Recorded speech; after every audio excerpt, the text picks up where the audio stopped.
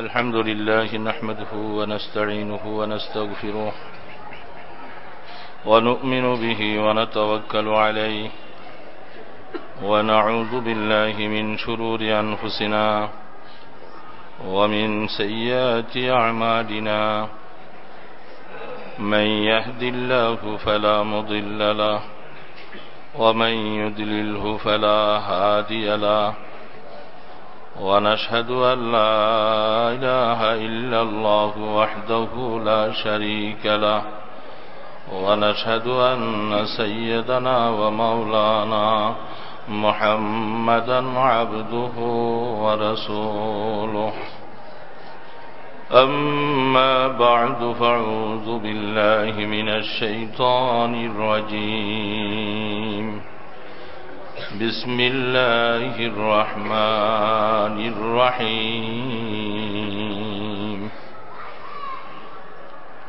لا تحزن إن الله معنا وقال رسول الله صلى الله عليه وسلم المرء مع من أحب به أو كما قال النبي عليه الصلاة والسلام اللهم صل على سيدنا محمد وعلى آله وأصحابه وبارك وسلم اللهم صل على سيدنا محمد وعلى آله وأصحابه وبارك وسلم اللهم صل على سيدنا محمد وعلى آله وأصحابه وبارك وسلم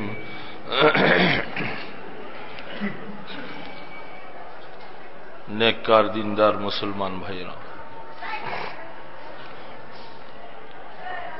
আমাদের মাসিক প্রোগ্রামের অন্তর্ভুক্ত আজকের এই ইসলাহি মাহফিল ইশার আগে আমরা আলোচনা শুনে আসছিলাম। একজন আল্লাহ পাকের বুজুর্গ বান্দার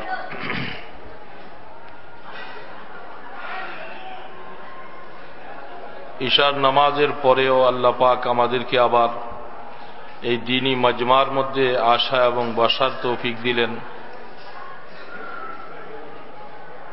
এর জন্য আল্লাহ পাকের দরবারে শুকর আদায় করছি, আলহামদুলিল্লাহ।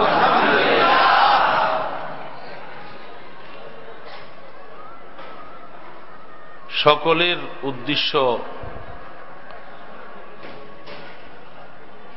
আল্লাহ পাক আমাকে মাফ করে দেন, আল্লাহ পাকের কাছে আমি নাজাত পেয়ে যাই, এই আশা সকলের।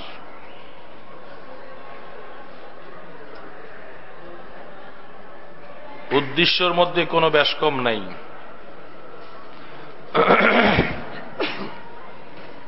উদ্দেশ্য পর্যন্ত পৌঁছতে হলে বিভিন্ন মাধ্যম জমিনের মধ্যে আছে, মাধ্যমকে ব্যবহার করা লাগে।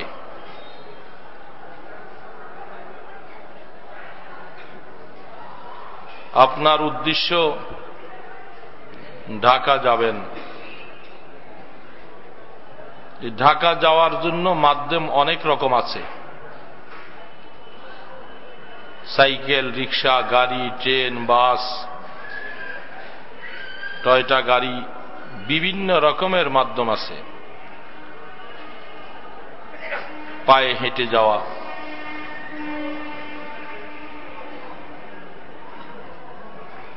সমস্ত মাধ্যমগুলির মধ্যে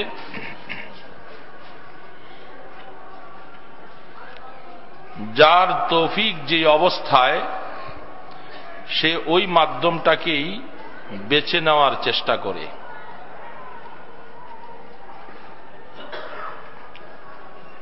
সহজভাবে কিভাবে আমি আমার মাকসুদ পর্যন্ত পৌঁছতে পারি, সেই রাস্তাটা অনেকেই গ্রহণ করেন।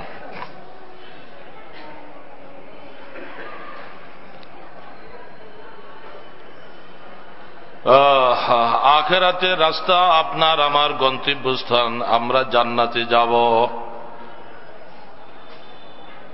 মাকসাদ উদ্দেশ্য সকলের এক, আপনার বাড়ি আমার বাড়ি জান্নাতে। জান্নাতে যাওয়ার জন্য আল্লাহ রাব্বুল আলামিন মেহেরবানি করে আপনাকে আমাকে একটা রাস্তা বাতিয়ে দিয়েছেন, সিরাতাল মুস্তাকিম।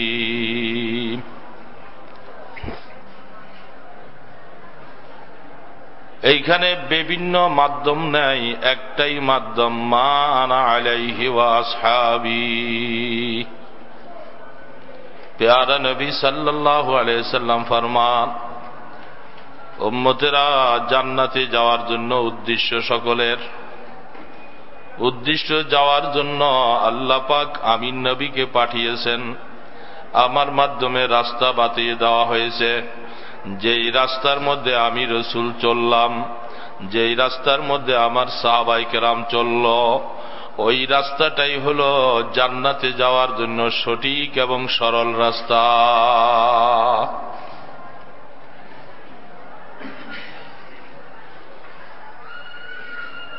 হাদিস শরীফের মধ্যে আসছে, রাসূল পাক সাল্লাল্লাহু আলাইহি সাল্লাম সাহাবায়ে কেরামদের সামনে মাটির মধ্যে একটা সোজা লম্বা একটা দাগ দিয়েছেন। ওই দাগটার আশপাশে আরো অনেকগুলি দাগ দিয়েছে। আল্লাহ রসুল বলতেছেন, সাহাবারা দেখো, জান্নাতে যাওয়ার জন্য একটা রাস্তা, এটা সোজা রাস্তা, তার আশপাশে অনেকগুলি বক্র রাস্তা আছে। বক্র রাস্তাকে যদি কেউ ধরে, সে জান্নাত পর্যন্ত পৌঁছা তার জন্য সম্ভব হবে না। এবং বুঝাইতে যাইয়া বলেন, এই রাস্তার এই গোড়ার মধ্যে আমি নবী মুহাম্মদুর রাসূলুল্লাহ বসে আছি, ওই রাস্তার শেষ ভাগে আমার আল্লাহ পাক বসা। যদি তুমি আল্লাহ পর্যন্ত যদি পৌঁছতে চাও, আমাকে বাদ দিয়া যদি তুমি ওই রাস্তায় যেতে চাও, কিয়ামত পর্যন্ত হাঁটবা, কোনদিন তুমি আল্লাহ পর্যন্ত পৌঁছবা না। এই রাস্তাটাই আল্লাহ পাক মেহেরবানি করে আপনাকে আমাকে শিখিয়েছেন, ইহদিনাস সিরাতাল মুস্তাকিম সিরাতাল্লাযীনা আন'আমতা আলাইহিম। আল্লাহ পাক রাস্তা বাতিয়েছেন। ওই সোজা রাস্তাটা কোনটা, এটার বয়ান করলেন। ওই রাস্তা যাদের উপরে আল্লাহ পাক নেয়ামত দান করেছেন, যাদেরকে জান্নাতওয়ালা বলছেন, যাদেরকে জান্নাতের ঘোষণা দিয়েছেন, সমস্ত নবী রাসূলগণ নিঃসন্দেহে তারা জান্নাতওয়ালা। ওই তাদের রাস্তাটাই আল্লাহ পর্যন্ত পৌঁছার মাধ্যম। এই রাস্তাকে বাদ দিয়ে পৃথিবীতে যত রাস্তা আছে, এগুলি সব বক্র রাস্তা, এগুলো দ্বারা কেউ জান্নাতে যেতে পারবে না। তাহলে উদ্দেশ্য তো সবারই ঠিক। খ্রিস্টান, নাসারা, বৌদ্ধ, যোগী, মেতর, মুজুর, সকলের এই উদ্দেশ্য আমরা আখিরাতে দামি হয়ে যাব। কিয়ামত পর্যন্ত তাদের জান্নাতে যাওয়া, ওই দামি হওয়া নসিব হবে না যতক্ষণ পর্যন্ত রসুলের বাতলানো পথে মা আনা আলাইহি ওয়া আসহাবি,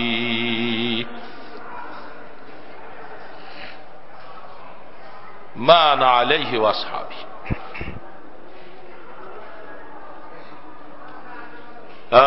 রসুল পাক সাল্লাল্লাহু আলাইহি ওয়াসাল্লাম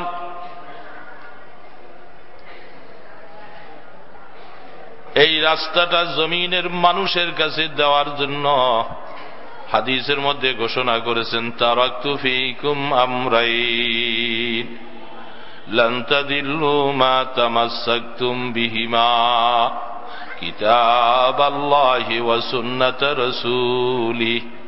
রাসূল বলছেন, কিয়ামত পর্যন্ত ওই রাস্তায় যাওয়ার জন্য আল্লাহ পাক তোমাদের মাঝে কোরআন এবং হাদিস এই দুইটা রেখেছেন, দুইটার বাহিরে কোনো রাস্তা নাই।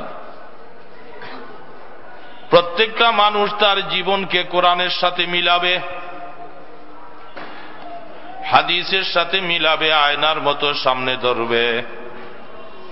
চিশতে কোরআন আয় কালামে হক শেনাস, চিশতে কোরআন আয় কালামে হক শেনাস, রোনামায়ে রব্বুনা সামুদ বানাস। আল্লামা দার্শনিক জালালউদ্দিন রুমি রহমতুল্লাহ আলাইহি জগতের মানুষকে স্মরণ করে বলে, ও মুসলমানেরা, ইমানদারেরা, আল্লাহর কোরআনের সামনে নিজকে পেশ করো, কোরআনকে আয়না বানাও। দুনিয়ার জীবনে আয়নার সামনে যেমন মানুষকে দেখা যায়, সে ভালো না মন্দ, দাগ আছে না না আছে, চেহারা বক্র না কি অবস্থা, আয়নার সামনে স্পষ্ট হয়ে যায়। আল্লাহ পাকের দেওয়া কোরআনকে আয়না বানাও, কোরআনের সাথে নিজের জীবনটাকে মিলাও। মিলাইয়া দেখবা তোমার জীবন যদি কোরআন স্বীকৃতি দেয় যে হ্যাঁ তোমার জীবনটা ঠিক আছে, তুমি বুঝবা আল্লাহ পাক তোমাকে সিরাতুল মুস্তাকিমের উপরে রাখছে।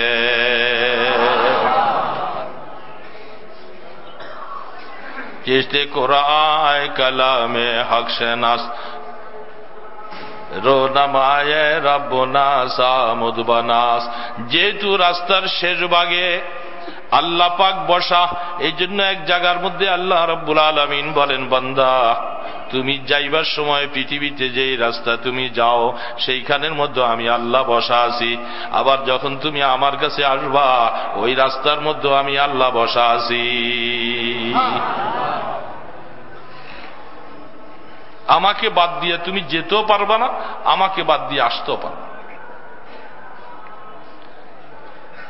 সেই আয়নার সাথে মিলাতে হবে আমার নামাজ, আমার তিলাওয়াত, আমার তাসবিহ, আমার দোকানদারি, আমার ব্যবসা, আমার ক্ষেত খামার, আমার ব্যবসা বাণিজ্য, আমার চাকরি নকরি, সবগুলাকে আমি ওই আয়নার সাথে মিলাবো। কোরআনের আয়না, কোরআনের আয়নায় যদি আমাকে বলে হ্যাঁ তুমি ঠিক অবস্থায় আছো, তাহলে নিঃসন্দেহে কিয়ামতের ময়দানে আল্লাহ পাক আমাকে বিনা হিসাবে জান্নাতের ফয়সালা করে দিবে।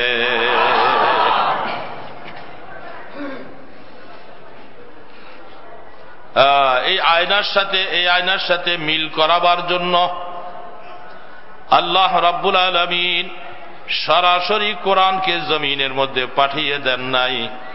আল্লাহ পাক কোরআন বুঝাবার জন্য বাস্তব কোরআন পাঠিয়েছেন নবী মুহাম্মদুর রাসূলুল্লাহ সাল্লাল্লাহু আলাইহি সাল্লামকে। সরাসরি কোরআন জমিনে আল্লাহ পাঠান নাই। কোরআন এমনই একটা অবস্থা, কোরআন এমন একটা জ্বালাময়ী হালাত, আল্লাহ রাব্বুল আলামিন যেমন জ্বালাময়ী অবস্থা, জাল্লে জালালুহু, আল্লাহ পাক জালালিয়াত তবিয়ত ওয়ালা, এই আল্লাহ থেকে যেহেতু কোরআন আসতেছে, কোরআনটাও জ্বালাময়ী। এই কোরআন এটা যেহেতু মানুষের পাথেও বানাই দিয়েছেন আল্লাহ, কোরআনের সাথে নিজকে মিলাতে হবে। এই জন্য কোরআন স্পর্শ করা লাগবে, কোরআন তেলাওয়াত করা লাগবে, কোরআন নিজের জীবনে বাস্তবায়ন করা লাগবে। যেহেতু কোরআন এটা জ্বালাময়ী, কোরআন ডাইরেক্ট যদি কোরআন নাজিল করে দেয়, এই জন্যই তো আল্লাহ পাকের মধ্যে কোরআনের মধ্যে বলতেছেন, লাউ আনজালনা হাযাল কুরআনা আলা জাবালিল লারাআইতাহু খাশিয়া মুতাসাদ্দিআম মিন খাশিয়াতিল্লাহ। আমি যদি সরাসরি কোরআনকে কোন পাহাড়ের উপরে নাজিল করে দিতাম, কোন জায়গার মধ্যে যদি আমি কোরআনকে নাজিল করে দিতাম, জগতের মানুষ তোমরা দেখতা এই কোরআনটা, কোরআনের চাপে, কোরআনের ভয়ে পাহাড়গুলি গলে পানি হয়ে যেত। মুতাসাদ্দিআম মিন খাশিয়াতিল্লাহ। এই জন্য আমি কোরআনকে পাহাড়ের উপরে নাজিল করি নাই।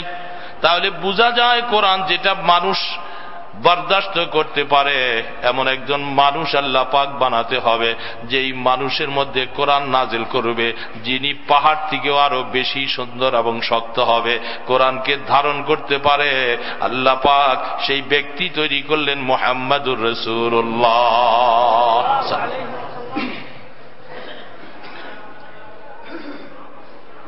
আল্লামা কারি তৈয়ব সাহেব রহমতুল্লাহ আলাইহি দারুল উলুম দেওবন্দ মাদ্রাসার 55 বৎসরের মুহতামিম ছিলেন যিনি।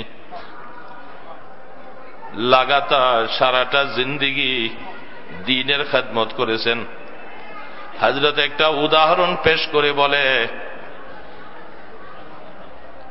জগতের মানুষেরা, তোমাদেরকে কোরআন বুঝাবার জন্য সহজ ব্যবস্থাপনা একটা ফ্রিজ লক্ষ্য করে দেখো। মানুষ কারেন্টের মাধ্যমে ফ্রিজ চালায়, কারেন্টের মাধ্যমে হিটার চালায়। দুটোটার উৎপাদন অবস্থা এক। হিটারের স্বভাব হলো গরম হবে, ফ্রিজের স্বভাব হলো এটা ঠান্ডা করবে। দুইটার জাতিগত বানাবার মধ্যে সেই সিস্টেম করে বানানো হয়েছে। একই কারেন্ট দিয়া ফ্রিজের মধ্যে ঠান্ডা হয়, একই কারেন্ট দিয়া ফ্রিজের থেকে হিটারের মধ্যে গরম হয়। বড় আশ্চর্যের ব্যাপার। কারেন্টের স্বভাব তো গরম, এটা জাতিগত স্বভাব। ফ্রিজের মধ্যে আসলে ঠান্ডা কেন হয়ে যায়? তো ফ্রিজটা বানানোওয়ালা বানাইবার সময় ওইটাকে এমন প্রসেস করে বানাইছে যেটার মধ্যে গরম কারেন্টটা আইসা এটার মধ্যে ঠান্ডা হয়ে যায়। আল্লাহ রাব্বুল আলামিন আহকামুল হাকিমিন, আল্লাহ সুবহানাহু ওয়া তাআলা কোরআন নাজিলের সিদ্ধান্ত নিলেন। কোরআন আল্লাহ পাকের ভাষা, জ্বালাময়ী ভাষা, গরম ভাষা। যে আল্লাহ পাকের ভাষা, যিনি পুরা নূরের তাজাল্লি, আল্লাহ রাব্বুল আলামিন 70,000 নূরের বেষ্টনীর মধ্যে আছেন। সামান্য একটু কাইনা আঙ্গুল মতো সরাই দিল, পাহাড়টা জ্বলে সারকার হয়ে গেল। ফাখাররা মূসা সাইকা, মূসাও বেহুশ হয়ে গেলেন। আল্লাহ পাক বলতেছেন, আমার মনস্থ আমি সিদ্ধান্ত নিলাম, তৌরাত, জবুর, ইনজিলের হালাত আর আমার কোরআনের মধ্যে আসমান জমিন ফরক আছে। তৌরাতও আমার, কোরআন আমার ভাষা, জবুরও আমার ভাষা, সবকিছুই আমার। তবে এর মধ্যে কোরআনের মুজিজা সবগুলার থেকে বেশি পাওয়ারফুল। আল্লাহ রাব্বুল আলামিন বলেন, দুনিয়ার বিজ্ঞানওয়ালারা যেমন কারেন্টটাকে প্রসেস করে ঠান্ডা বানাবার জন্য ফ্রিজের মতো একটা বস্তু তারা তৈরি করেছে, আমি আল্লাহ কোরআন নাজিল করার সিদ্ধান্ত যখন নিলাম, আমি ওরকম ঠান্ডা হওয়ার মতো একজন ব্যক্তি আমি আল্লাহ পাক নিজে মনোনীত করা আমার পক্ষ থেকে বানিয়েছি। তিনি হলেন মুহাম্মদুর রাসূলুল্লাহ সাল্লাল্লাহু আলাইহি ওয়াসাল্লাম। এই কোরআনকে ডাইরেক্ট যদি আসমানের মধ্যে, জমিনের মধ্যে আমি ছেড়ে দিতাম, কোরআন স্পর্শ করা যেত না, কেউ কোরআন পড়তে পারত না, কোরআন থেকে ফায়দা নিতে পারত না। যেহেতু কোরআনের সাথে নিজের জীবন মিলাতে পারবে না, আমি আল্লাহ এমন একটা আখলাক দিয়া, এমন একটা চরিত্র দিয়া, এমন একটা যোগ্যতা দিয়া আমি ফ্রিজের মতো নবী মুহাম্মদ রাসূলুল্লাহকে রহমতের নবী বানাইলাম। এই রহমতের নবী বানাইয়া আমি তার উপরে 30 পারা কোরআন নাজিল করা, এই নবুয়তের সংস্পর্শে জ্বালাময়ী কোরআন যায়া এই কোরআনটাকে আমি ফ্রিজের মতো ঠান্ডা করে দিলাম।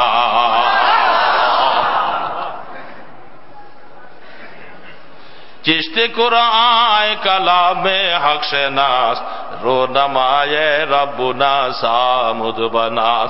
এই জন্যই তো বলা হয় কোরআনটা আল্লাহর রাসূল হলেন বাস্তব কোরআন, আর আমরা কাগজের মধ্যে লেখা যেই কোরআন পাইতেছি এটা হলো নকুশে কোরআন।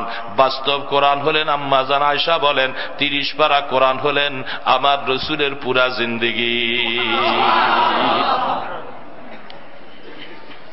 এখন কোরআনের বরকত, কোরআনের ফয়েজ সবাই নিতে পারে, কোরআন স্পর্শ করতে পারে, তেলাওয়াত করতে পারে, কোরআনের বরকত নেওয়া যায়। কোরআন আর জ্বালাময়ী নাই। আল্লাহ রসুলের রহমতের সংস্পর্শে যাইয়া এই কোরআনটা এখন নরম হয়ে গেল। কোরআন আর জ্বালাময়ী নাই, কোরআন সবাই ব্যবহার করতে পারে। এই জন্যে যে কোরআনকে ধরবে সেই ব্যক্তির চরিত্রটাও নরম তবিয়তের চরিত্র হবে। কোরআন, কোরআনের সাথে আমাকে মিলাবো। দুনিয়ার কি জিনিসের সাথে অন্য বই পুস্তকের সাথে মিলালে হবে না, কোরআনের সাথে মিলাবো। কোরআন আমাকে কেমন করে চলতে বলছেন, যেহেতু কোরআন আমাকে ডাইরেক্ট নির্দেশ দিয়েছে।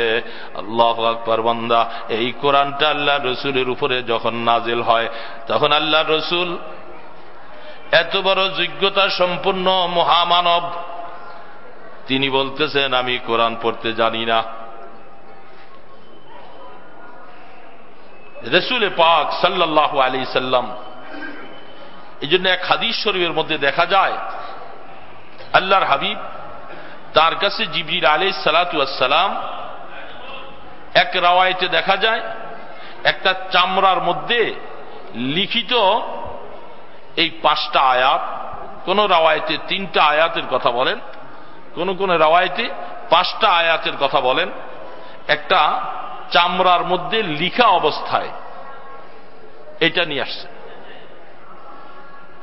চামড়ার মধ্যে লিখা অবস্থা কেন? যেহেতু রসুল বলছেন মা আনা কাবিকারিন, দুনিয়ার মানুষের স্বভাব হল যারা উম্মি হয়, আনপড় যারা হয়, মূর্খ যারা হয়, তবে উম্মির তরজমা মূর্খ দিয়া করলে এটা শুদ্ধ হবে না।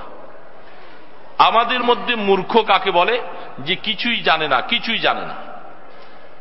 রাসূল পাক সাল্লাল্লাহু আলাইহি সাল্লামের জন্য আল্লাহ পাক যেই ভাষাটা, যেই শব্দটা ব্যবহার করলেন, এটাকে উম্মি শব্দ বলছেন। উম্মি মানে আনপড়, আনপড় মানে পড়তে জানে না। পড়তে জানে না আর মূর্খ, দুইটা এক সমান না। রাসূল পাক সাল্লাল্লাহু আলাইহি সাল্লাম, তার কাছে জিবরিল আলাইহিস সালাতু ওয়াস সালাম একটা চামড়ার মধ্যে লিখিত অথবা পাথরের মধ্যে লিখিত 5টা আয়াত, এটা নিয়ে আইসা আল্লাহ রসুলকে বলতেছেন, ইকরা বিসমি রাব্বিকাল্লাযী খালাক, খালাকাল ইনসানা মিন আলাক, ইকরা ওয়া রাব্বুকাল আকরাম, আল্লাযী আল্লামা বিল কলম, আল্লামাল ইনসানা মা লাম ইয়ালাম। এই আয়াতগুলি লিখনো অবস্থায়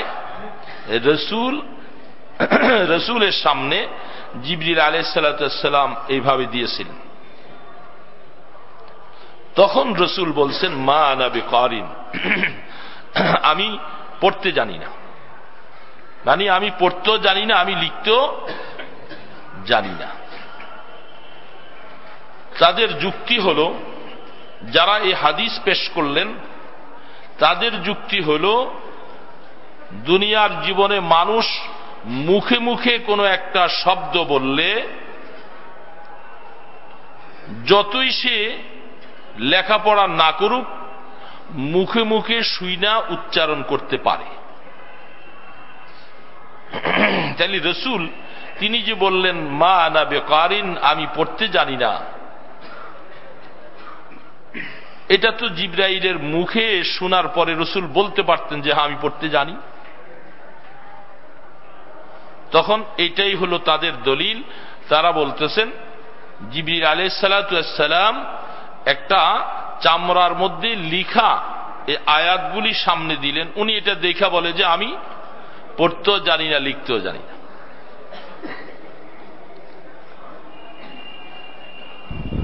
অন্য অন্য রিওয়ায়াতের মধ্যে বলেন একবার, দুবার, 3বার বলার পরে জিবরিল আলাইহিস সালাতু ওয়াস সালাম তাকে এই তরিকা কে শিখাই দিল যে তিনি যেই লোকটা পড়তে জানে না, মুখ দ্বারা উচ্চারণ হয় না, এই লোকটাকে চাপ দিলে তার থেকে লেখাপড়া বাইর হবে? এটা কোন যুক্তির কথা? সারা পৃথিবীর যুক্তি এটার মধ্যে খাটে? যে পড়তে জানে না, এই লোকটাকে চাপ দিলে কি হবে? তাকে তো পড়ানো শিখতে হবে, শিখাতে হবে, লেখা শিখাতে হবে।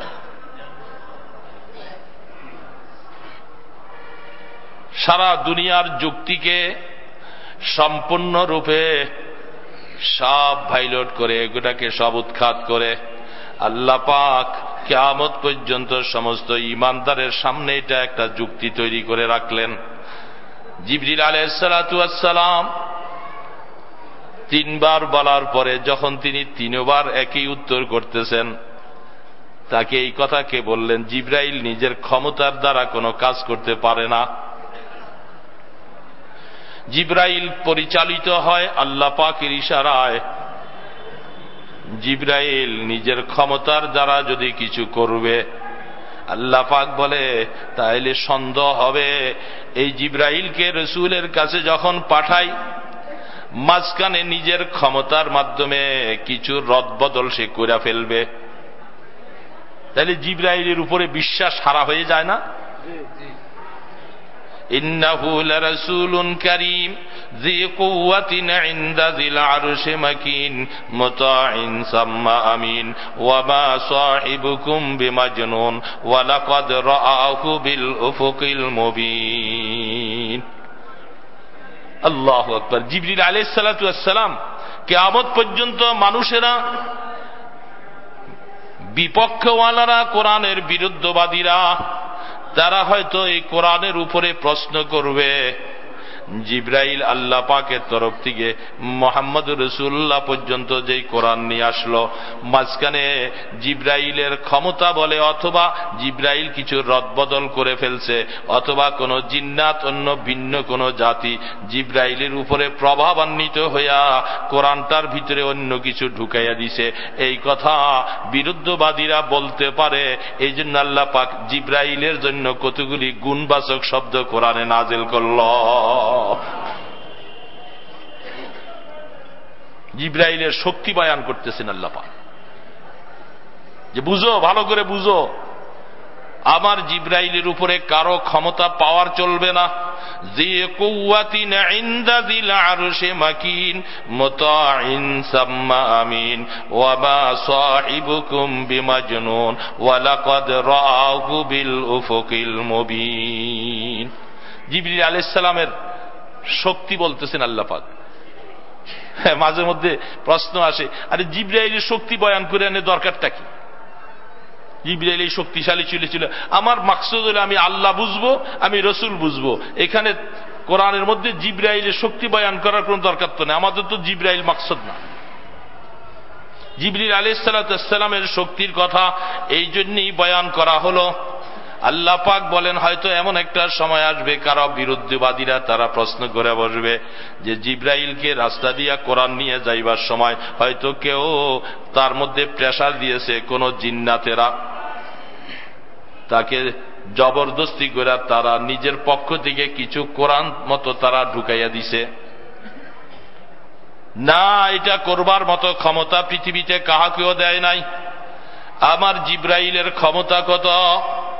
আরে জিবরাইলকে আল্লাহ পাক যে 600 পাখা দিলেন, এত শক্তিশালীওয়ালা, বলে একটা পাখা সামান্য মাত্র কওমে লুতের জমিনের নিচে জিবরাইলের পাখাটা একটু ঢুকাইয়া দিলেন, বিশাল বস্তি এবং জনসমুদ্র সবাইকে নিয়ে সমস্ত জমিনটাকে আসমান পর্যন্ত জিবরাইল উঠাইয়া ফেলল।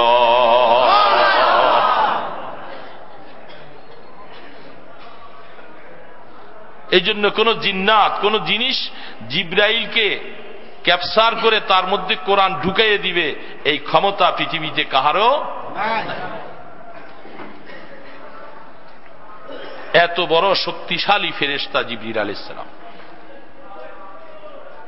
600 পর এটা আর কোন ফেরেশতাকে এতগুলি দেওয়া হয়নি। কাউকে 2টা, কাউকে 4টা, এইভাবে করে আছে বয়ান কোরআনের মধ্যে। কিন্তু শুধু একমাত্র জিবরিল আলাইহিস সালামের পাখা হল 600। এই 600 পাখা বিশিষ্ট অবস্থায় আল্লাহর পয়গম্বর জিবরাইলকে একবার দেখছিল। দেখাই রাসূল বেহুশ হয়ে গেলেন। হযরতে জিবরাইল আলাইহিস সালাতু ওয়াস সালাম এত বড় শক্তিশালীওয়ালা ফেরেশতা, কত শক্তিশালী ফেরেশতা আল্লাহ পাক বানালেন, এটা আকল হয়রান হয়ে যায়। আল্লাহ পাকের এত বড় বিশাল আরশটাকে আল্লাহ পাকের কোরআন বলতেছে চারজন ফেরেশতা আল্লাহ পাকের বিশাল আসমানের মধ্যে আরশটাকে বহন করে রাখল। যখন জমিনের মধ্যে এই আরশকে যখন আল্লাহ পাকের বিচারালয় কার্য যখন আসবে, তখন 8 জন ফেরেশতা এটাকে বহন করে নিয়ে আসবে। কোরআনের আয়াত। তাহলে কত বড় শক্তিশালী তারা! এত বড় শক্তিশালী জিবরাইল আল্লাহ রসুলকে নিজের ক্ষমতা বলে কিছু করেন নাই। 3 বার বলছে আপনি পড়ুন আপনার প্রভুর নামে, আপনি পড়ুন আপনার প্রভুর নামে। তিনি বারবার বলতেছে আমি পড়তে জানি না, আমি পড়তে জানি না। কোনো কথা নাই, বার্তা নাই, পরামর্শ নাই। অমনিভাবে হঠাৎ করে তাকে আলিঙ্গন করে জড়াইয়ে ধরলেন। রাসূল পাক সাল্লাল্লাহু আলাইহি সাল্লাম তিনি মানুষ, কত ফুট তিনি লম্বা ছিলেন, কতটুকু প্রস্থ ছিলেন, এগুলি সব হাদিসের বয়ান আছে। তো জিবরাইল আল্লাহর রসুলকে এইভাবে আঁকড়ে ধরলেন, কি ব্যাপারটা কি? এটার সাথে পড়তে পারি না সাথে কি সম্পর্ক? পড়তে পারি না তাকে বারবার করে মুখ উচ্চারণ করে পড়াবে, লেখাবে, কিন্তু রসুলকে চাপাইয়ে ধরলেন। কিয়ামত পর্যন্ত উম্মতের কাছে সবক রেখে গেলেন। জিবরিল আলাইহিস সালাতু ওয়াস সালাম জোর দিয়া যখন চাপ দিল, চাপ দিয়ে যখন ছেড়ে দিলেন, এবার রসুল বেধড়ক পড়তে শুরু করল। ব্যাপারটা কি? তাহলে পড়া পারি না যেটা, এটা দূর হয়ে গেল চাপের সাথে। কিভাবে তাকে পড়া ঢুকাইলেন? এই জন্য ঢুকানের মাধ্যমটা সিনায় আর সিনায় ঢুকাইছে। মুখ দিয়া পড়া হয়, হাত দিয়া লেখা হয়। আল্লাহু আকবার।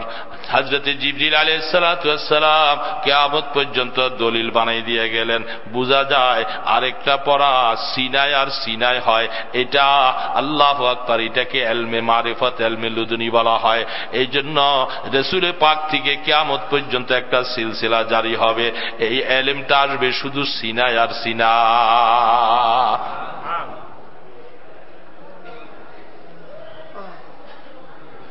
পীর মুরিদি বুঝে আসে না। হ্যাঁ, একদল মানুষ বলে যে পীর মুরিদি এটা কি জিনিস, এটা তো বুঝি না, এটা নতুন আবিষ্কার, বুঝে আসে না। এখন বুঝলা এলেম কেমনে ঢুকলো। মুখও পড়াইলেন না, লেখাইলেন না, কিন্তু আল্লাহ রসুল চাপ দেওয়ার পরে এখন পড়ে। এলেম ঢুকলো কোন দিক দিয়া? এটা বহুত বড় মোবারক সম্পদ। এই জন্য আল্লাহু আকবার, এই সিনার বহুত বড় হেফাজত করা চাই। বহুত বড় মোবারক জিনিস এটা।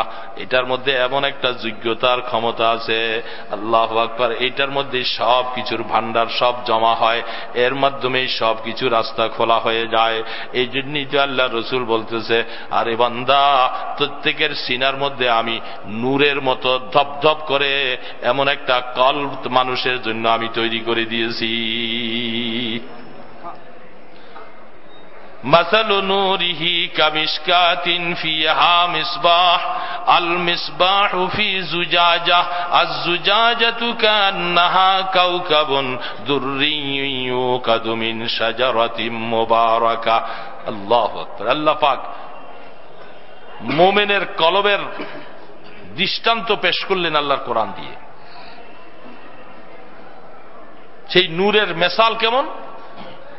হ্যাঁ বাবা, মাসালু নূরিহি কামিশকাত, বলে মানুষের কলবের মধ্যে যে নূরটা অবস্থান নেওয়ার মতো, এটার একটা জিনিস কেমন হলো, একটা তাকের মতো। তাক, তাক চিনেন না? তাক বলে তাকের মধ্যে উদাহরণ দিচ্ছেন আল্লাহ পাক, কামিশকাতিন ফিহা মিসবাহ। ওই তাকের মধ্যে একটা চেরাগ রাখা হয়েছে। চেরাগ চিনেন? ল্যাম্প, বাতি, চেরাগ। উর্দু ভাষায় চেরাগ ব্যবহার হয়, বাতি, ল্যাম্প। বলে এই চেরাগটা এখন তো এগুলি বোঝা যায় খুব কম। চেরাগের মধ্যে যেই চেরাগটা বোতল সাদা ধপধপ করে এরকম সীসার মধ্যে তোল দিলে এই তোলটার মধ্যে আবার একটা সলতা দেওয়া হয় না? সলতাটা দেওয়ার পরে এমনি তো কাঁচ, এটা এমনি সাদা, দেখেন না কাঁচের গ্লাসগুলি ফকফক করে, এই কাঁচের গ্লাসটার মধ্যে আল্লাহ পাক বলছে এবার জাইতুনের তোল, খুব ফ্রেশ পরিষ্কার, এই জাইতুনের তোল তার মধ্যে যেমন রাখলা, রাখার পরে এটার মধ্যে একটা সলতা দিলা, এটা এমনি তো দেখতেছে ফকফক করতেছে, সাদা ধপধপ করে, বলে এটার মধ্যে যখন একটু আবার আগুন লাগাই দিলা সলতাটার মধ্যে, বাহ, এটা এমনি সাদা, আবার সাদা তোল তার মধ্যে দিলা, আবার একটা সাদা সলতা তার মধ্যে দিলা, এটা এমনি তো আলোকিত, এর মধ্যে যখন একটু আলো জ্বালাই দিলা, আগুন দিয়া দিলা, এটা আলো চতুর্দিকে ছড়িয়ে পড়তেছে। লা শারকিয়াতিন ওয়ালা গারবিয়া ইয়াকাদু যাইতুহা ইউজিউ ওয়ালাউ লাম তামসাসু নার নূরুন আলা নূর। আল্লাহ পাক বলতেছে এটার মধ্যে আগুন আসার আগেই চেরাগের আলো নির্দিষ্ট কোন দিকে থাকে না, চতুর্দিকে যায়। আল্লাহ বলতেছেন লা শারকিয়াতিন ওয়ালা গারবিয়া, নির্দিষ্ট কোন দিকে চেরাগের আলো নয়, চেরাগের আলো চতুর্দিকে জ্বালিয়ে দিলে কেউ বলতে পারবে না ডান দিকে বেশি বাম দিকে বেশি, পার্টিশন দেওয়ার আগ পর্যন্ত, বেড়া দেওয়ার আগ পর্যন্ত এটার আলো চতুর্দিকে সমপরিমাণ যাবে। আল্লাহ পাক বলে ইউজিউ ওয়ালাউ লাম তামসাসহু নার, বলে দেওয়ার আগেই তো এটা খুব ঝলক করতেছে, ঝলক মারতেছে, যখন তার মধ্যে আগুন দিলা নূরুন আলা নূর, এমনি তো নূর নুরানির মতো হচ্ছে, যখনই আগুন দিলা তার মধ্যে আরো হাজার গুণে নূর বাড়িয়ে গেল। আল্লাহ পাক কি দৃষ্টান্তটা পেশ করলেন, মোমেনের কলব, মোমেনের ভিতরে এমন একটা নূর আছে, এমন একটা আলো আছে, ওই আলোটা আল্লাহ পাক বানিয়ে দিবার সময় তার জন্য দুনিয়ার মধ্যে দিয়া পাঠাইলেন। যখন এইটার মধ্যে আল্লাহু আকবার সর্বপ্রথম যখন সে পড়ল লা ইলাহা ইল্লাল্লাহ লা ইলাহা ইল্লাল্লাহ মুহাম্মাদুর রাসূলুল্লাহ, এবার এমনি তো ফকফক করে এই বাতিটার মতো এটা ঝলমল ঝলমল করতেছে। যখন ইমানের নূরের বাতি যখন জ্বালিয়ে দিলা আল্লাহু আকবার, এবার তার মধ্যে আলো ছড়াইতে শুরু করলো। এই আলোর সাথে যখন নামাজ আইসা মিলল, যখন তেলাওয়াত আইসা মিলবে, রোজা মিলবে, হজ মিলবে, বিভিন্ন আমল যখন তার মধ্যে আসতে থাকবে, নূরুন আলা নূর ইয়াহদিল্লাহু লিনূরিহি মাইয়াশা ওয়া ইয়াদরিবুল্লাহুল আমসাল। আল্লাহ পাক বলতেছে বান্দা আমি তোমাদের সামনে মোমেনের ইমানের একটা দৃষ্টান্ত পেশ করলাম। এই ইমানের মধ্যে যখন ইমান আসবে, এই মুসলমানের কলবের মধ্যে যখন ইমান ঢুকবে, তখন এটা আলো ভকভক করতে থাকবে। এই আলোওয়ালা ইমানটা নিয়া খোদার বান্দা যখন দুনিয়ার মধ্যে চলবে, মুমিনের ইমানের আলোকিতে হাজারো মানুষ ইমানওয়ালা হয়ে যাবে। এখন আমাদের এই জন্য নবী রাসূল তাদের এরকম নূরের ইমানের প্রকাশটা বেশি ছিল। সবচেয়ে সমস্ত আম্বিয়ায়ে কেরাম থেকে নবী মুহাম্মদুর রাসূলুল্লাহ সাল্লাল্লাহু আলাইহি ওয়াসাল্লামের ইমানের নূরের পাওয়ারটা এত বেশি ছিল, যার কারণে সারা পৃথিবীর থেকে লক্ষ লক্ষ কোটি কোটি প্রজাপতিরা আগুন জ্বালাইলে যেরকম আগুনের মধ্যে আইসা সব ঝাঁপ দিয়া পড়ে, আসে না? আগুন জ্বালায় দিলে প্রজাপতির মতো প্রজাপতিরা সবগুলি দৌড়ে দৌড়ে আইসা নিজেদেরকে বিসর্জন দিয়া দেয়, মরে যায়, শেষ হয়ে যায়, তারপরেও আগুনের মধ্যে যায় ফাল দিয়া দিয়া পড়ে। ঠিক আল্লাহ রসুল যখন সেই ইমানের নূর প্রজ্বলিত যখন করলেন, সারা পৃথিবীর থেকে কোটি কোটি প্রজাপতির মতো তারা ওই নূরের ইমানের মধ্যে ঝাঁপ দিয়া পড়া তারা নিজের জীবনটাকে বিসর্জন দিয়া দিল। এই জন্যই আমরা রসুল দেখি নাই, রসুলের আওয়াজটা শুধু শুনে গেলাম। আল্লাহর পয়গাম্বর কিয়ামতের ময়দানে সর্বশ্রেষ্ঠ গুণের অধিকারী হবে, শাফাত উজমা হবে, কোটি কোটি ইমানদারকে সুপারিশ করে করে জান্নাতে নিবে। এই জন্য আল্লাহর পয়গাম্বরকে না দেখেও সেই ইমানের নূরের পাওয়ারটা এখন পর্যন্ত আমাদের কাছে পৌঁছেছে। এই জন্য আমাদের হাজারো ব্যস্ততা রেখে ইমানের নূরের মধ্যে যায় ঝাঁপাইয়া পড়ে যায়।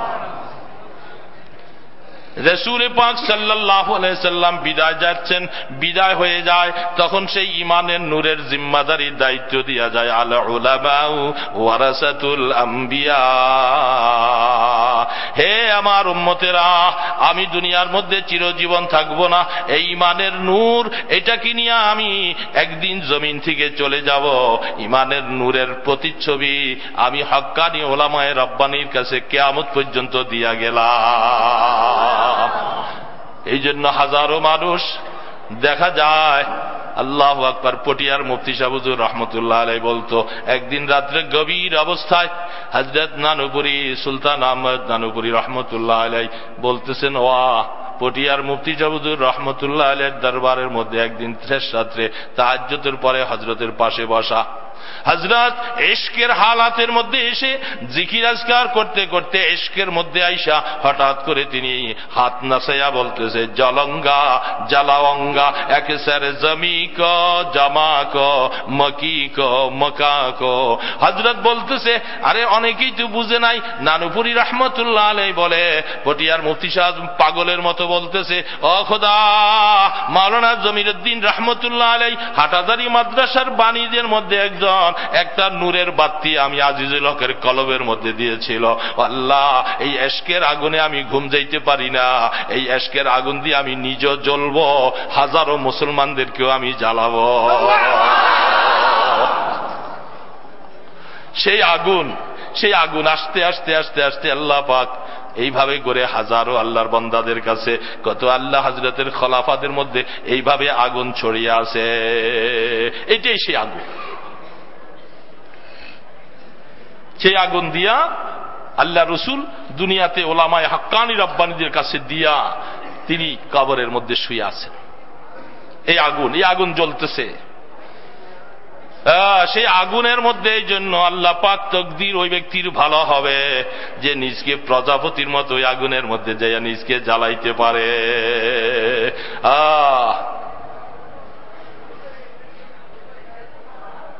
खुद फंसे फंदा में बुलबुल क्या खता सैयाद की, गुल पे आशिक हो के बुलबुल जिंदगी बर्बाद की। বলে, ওরে শিকারীকে বারবার বলতেছে,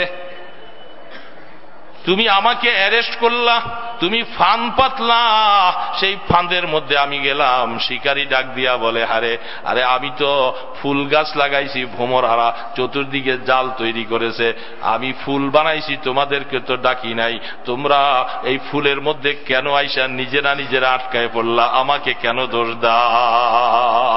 এই জন্য আল্লাহ পাকের আরিফ বান্দারা যারা আল্লাহওয়ালা, নিজের জীবনকে রাত্রেবেলা কাটাবে, তাহাজ্জুদের মধ্যে কাটাবে, আওয়াবিন চাস্ত ইশরাক পরে পরে মোরাকাবা মোশাকাবা মোশাহাদা করে করে নিজের জীবনকে যখন জ্বালাবে, তখন আল্লাহ পাক হাজারো বান্দাকে জ্বালাবে।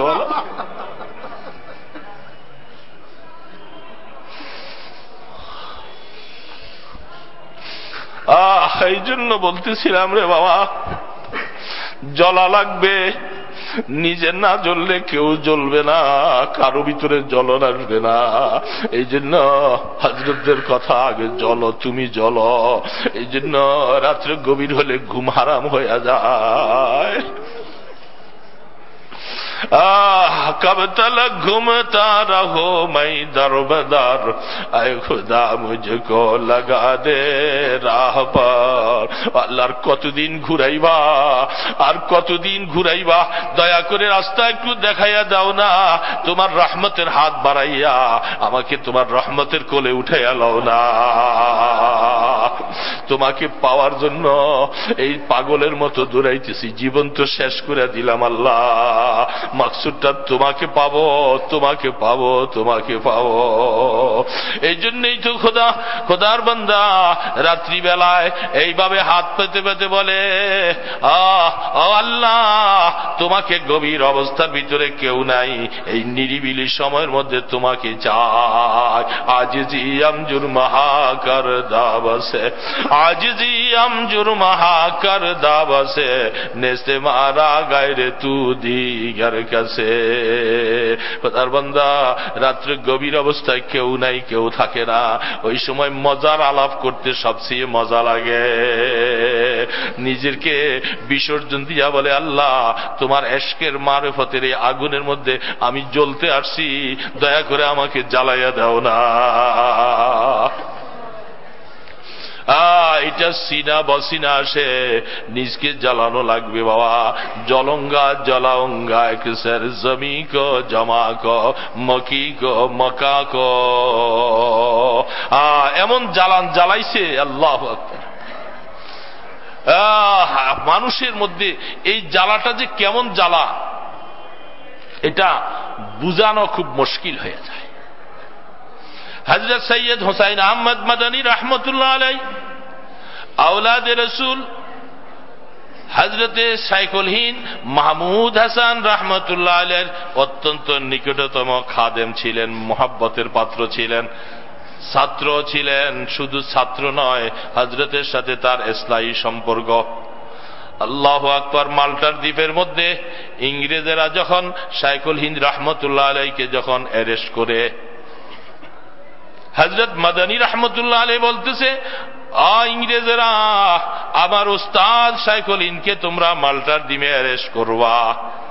রমজানের একদিন দুই দিন আগের ঘটনা। আমার হযরতকে একা নিও না, আমাকেও সাথে নিয়ে যাও, আমি হযরতকে ছাড়া থাকতে পারবো না।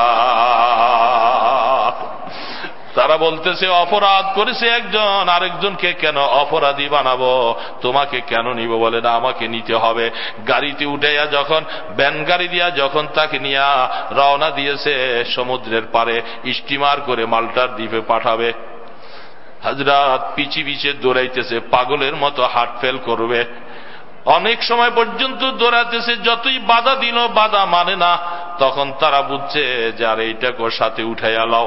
যাওয়ার পরে স্টিমারে উঠাইয়া মাল্টার দ্বীপে যখন হযরতে মাদানী রহমতুল্লাহ আলাইহি রাস্তার মধ্যে আছে, তার ওস্তাদ শাইখুল হিন্দ রহমতুল্লাহ আলাইহিকে যখন নিয়ে যায়, বলে আমাকে নিয়ে যাও, নতুবা আমি সাঁতার দিয়া ঢেউয়ের মধ্যে পড়ে মারা যাব। তারা মনে করছিল এটা অবাস্তব কথা। মানুষ কি কোনোদিন মানুষের জন্য এইভাবে জীবন বিসর্জন করতে পারে? হতে পারে না। যখন স্টিমারে তাকে উঠাইলেন, স্টিমার যখন ছেড়ে দিয়েছে, হযরতে মাদানী রহমতুল্লাহ আলাইহি সমুদ্রের মধ্যে ঝাঁপ দিয়া পড়ে গেছে। আমাকে আমার হযরতকে ছাড়া কোথায় যাও? আমি যাব, হযরত যেখানে যা আমি সেখানে যাই, আমিও মরব। তারা তখন দেখলো আরে মানুষের জন্য মানুষ এমন পাগল তো পৃথিবীতে আর দেখি নাই। তাকে তখন স্টিমারের মধ্যে উঠাইয়া নিলেন। উঠাইয়া নেওয়ার পরে রমজানের মাত্র একদিন বাকি। আল্লাহু আকবার। মাদানী রহমতুল্লাহ আলাইহি সহ সেখানে শীতের দিনে ওস্তাদকে গরম পানি কোথায় দিবে? পানি বরফের মতো। ওস্তাদের মহব্বতে পড়ে আগুন নাই, কোথাও কিছু নাই। মাল্টার দ্বীপে তাকে বিসর্জন দিয়েছে বনবাস। সেই বনবাসের মধ্যে নিজের গেঞ্জিটা উঠাইয়া বদনার মধ্যে পানি লইয়া নিজের পেটের মধ্যে পানিকে গরম করতেছে। বলে এমন কি রে? হযরত মাদানী রহমতুল্লাহ আলাইহি নিজের শরীরের তাপ দিয়া ঠান্ডা পানিকে একটু গরম করতেছে। হযরত বলে, আরে হুসাইন তুমি এত কষ্ট কেন করতেছো? দাও এটা দিয়ে ওযু করে নামাজ পড়বো। বলে হযরত চেষ্টা করেছি, আমি জানি এই বরফের পানিকে ঠান্ডা করা যাবে না, তারপরও আমার চেষ্টার ত্রুটি করি নাই। কিয়ামতের ময়দানে আল্লাহর কাছে বলবো, আল্লাহ আল্লাহ তোমার একজন বুজুর্গ, তোমার একজন প্রিয় বান্দা ওযুর পানিটা আমি শরীরের মধ্যে গরম করে দেওয়ার চেষ্টা করছিলাম। হযরত কান্দে, ফজরের নামাজ পড়ে কান্দে। একদিন পরে রমজান শুরু হয়ে যাবে। আর রমজান শুরু হয়ে যাবে, অনেকদিন পর্যন্ত তারাবির নামাজ পড়ি। আরে কপাল মন্দ, আরে আমি বুঝি এই বছর আল্লাহর কোরআন শুনতে পারবো না, এবার রমজানে বুঝি কোরআন শুনতে পারবো না। আরে কোরআন নামাজের মধ্যে দাঁড়িয়ে দাঁড়িয়ে খতম তারাবি পড়তাম, এবার বুঝি আর তারাবি খতম পড়া আমার ভাগ্যে জুটল না। এই জন্য আল্লাহর কাছে বিনাই বিনাইয়া কান্দে। আর ছাত্র হযরত মাদানী রাহমাতুল্লাহ আলাইহি অন্তরটা ফাইটা যায়, আল্লাহ পাকের কাছে দরখাস্ত করলেন, গো আল্লাহ, আমার উস্তাদ তারাবির নামাজ কোরআন শুনে শুনে পড়তো, এবার আমিও হাফেজ না, আমার উস্তাদও হাফেজ না। আল্লাহ তোমার কাছে দরখাস্ত করি, তুমি সব পারো, তোমার ক্ষমতা আছে। আমি সকাল থেকে সন্ধ্যা পর্যন্ত এক পারা কোরআন শরীফ পড়তে থাকবো। আল্লাহ এটা তুমি আমার জেহানের মধ্যে মুখস্থ করাইয়া দাও। আল্লাহ এমন মুখস্থ দিয়ে দাও আমি যেন আমার উস্তাদকে তারাবির নামাজের মধ্যে কোরআন শুনাইতে পারি। যেমন মনের আবেগ নিয়া আল্লাহ পাকের কাছে চোখের পানি ছেড়ে দিয়া যখন শুরু করলো, আল্লাহু আকবার, আল্লাহর জাতের কসম রে মুসলমান, সন্ধ্যার সময় এক পারা কোরআন শরীফ বিনা লোকমায় মুখস্থ হয়ে গেছে। তারাবির নামাজের মধ্যে বলতেছে, হুজুর আমি এবার তেলাওয়াত করব বলে, তুমি কি বলে? হুজুর আল্লাহ পাক আমাকে মুখস্থ করে দিয়েছেন, আমি আপনি মুক্তাদি হবেন, আমি ইমাম হয়ে তারাবির নামাজ পড়ব, এই নামাজের মধ্যে কোরআন পড়ব। আল্লাহ পাকের জাতির উপরে বিশ্বাস হয়ে গেছে যে আগামীকালও মনে হয় আল্লাহ আমাকে এই সুযোগ দিবে। ঠিক যেমন অবস্থা, ডেলি এক পারা করে কোরআন শরীফ মুখস্থ করে আর ওস্তাদকে কোরআন শরীফ তারাবিতে শোনা।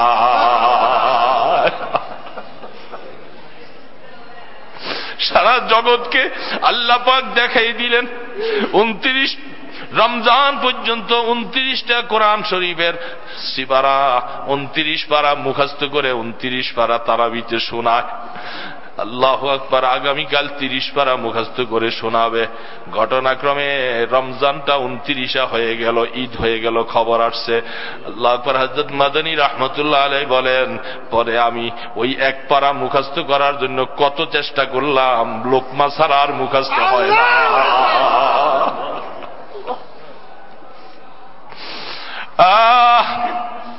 এই জন্য বলতেছে, গিরিয়ায় বাসিদ কে বার যাহা জানা তাকে আরশ পরশ রানা লাকুনা। কেমন আশিক ছিল আওলাদে রাসূল, ওস্তাদ এমন আল্লাহওয়ালা, তার নূরের আলোর মধ্যে নিজকে এমন জ্বালাইলো আল্লাহ পাক। আল্লাহ 29 দিনে 29 পারা কোরআন শরীফ মুখস্থ হয়ে যায়। সারা জগৎকে আল্লাহ পাক দেখাই দিছে, দেখো। আরে আল্লাহ করে আল্লাহ ওয়ালাদের দিলের কানেকশন এমনই একটা যন্ত্র, আল্লাহ এটা মাটিকে সোনায় পরিণত বানাইয়া দেয়। এই জন্য বাবা, এটা এমন একটা রত্ন, এটার মূল্যবান সম্পদ আল্লাহ পাক মানুষের দিল দিয়েছে। এই জন্য জিবরিল আলাইহিস সালাতু ওয়াস সালাম যখন ফেরেশতাওয়ালা সিনাটা আল্লাহর পয়গম্বরের সাথে লাগাইয়া যখন চাপ দিয়েছে, আল্লাহ আকবার, ভিতরটা আল্লাহ পাক এমন অবস্থা তৈরি করলেন, আল্লাহর রাসূল এবার অটোমেটিক পড়া শুরু করে দিল। এই জন্য এটা বহুত মূল্যবান সম্পদ বাবা। এই কলবটাকে, এই জন্য দুনিয়ার মানুষ, সব মানুষ খাওয়া দাওয়ার জন্য, কেউ চাষাবাদ করে, হাট বাজার করে, অসুখ হলে রোগের চিকিৎসার ব্যবস্থা আছে, সব শরীরের খাবার। শরীরের খাবারের জন্য বাঙ্গি, ফুড, মিষ্টি, পোলাও, কোরমা, বিরিয়ানি, কত রকমের খাবার, যত পৃথিবীতে যা দেখতেছি এগুলি সব শরীরের খাবার। রুহে একটাও এগুলি খায় না। বাজারের মধ্যে যত কিছু দেখতেছি বাবা, এটা রুহে খায় না, রু খায় না। রু বলতেছে, বান্দা আমি চাই একমাত্র যেই আল্লাহ আমি রুকে বানাইছে, সেই আল্লাহর নাম ছাড়া আমার আর কোনো কিছু খাইলে পেট ভরে না। এই জন্য আল্লাহ আলা বিযিকিরিল্লাহ তাতমাইন্নুল কুলুব। এই জন্য আল্লাহ পাক বলে, বান্দা জিকির করো, লা ইলাহা ইল্লাল্লাহ, লা ইলাহা ইল্লাল্লাহ, লা ইলাহা ইল্লাল্লাহ মুহাম্মাদুর রাসূলুল্লাহ। এটা জিকিরের, এটা কলবের খোরাক, কলবে খোরাক চায়। এই জন্য বাবা সময় আর কত বেকার করবা, নির্জনতায় বসো, একাকী বসো, নিরিবিলি বসো। আল্লাহু আকবার। রাত্র শেষ রাত্রি উঠো, তাহাজ্জুদের নামাজ পড়ো, ফজরের আজান যখন হয়ে যাবে, এই আজানের পরে তুমি এবার তাসবিহাত নিয়ে, জামাতের আগে অনেক লম্বা সময় থাকে, এবার বৈশা বৈশা তুমি একা একা আল্লাহকে নিয়ে বসবা। এই বান্দা এইভাবে করতে থাকো, করতে থাকো, দেখবা তোমার কলবের মধ্যে নূরের প্রকাশ হয়ে যাবে।